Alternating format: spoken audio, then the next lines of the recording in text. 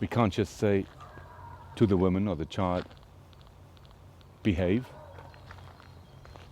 and follow us and do what we say. They want to have a say as well.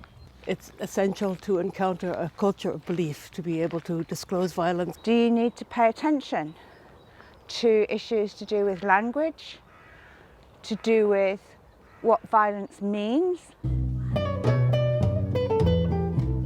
The violence lasted and intensified for 10-11 years. Then, once, when I was home alone, he severely beat me and kept me in the apartment for 3 whole days. Ich finde es wichtig, daran zu arbeiten, dass das Erleben von häuslicher Gewalt kein gesellschaftlicher Makel mehr ist. Dass Frauen dazu stehen können, dass sie betroffen sind, weil sie keine Sorge haben müssen, dass sie dann stigmatisiert werden. Naturalmente, situações complicadas, muito graves, em que a criança corre mesmo perigo, mesmo se os pais não consentirem, nós, Comissão, podemos atuar a retirar a criança do perigo. I did not know who to ask for help. I was told never to contact the police as they would arrest me.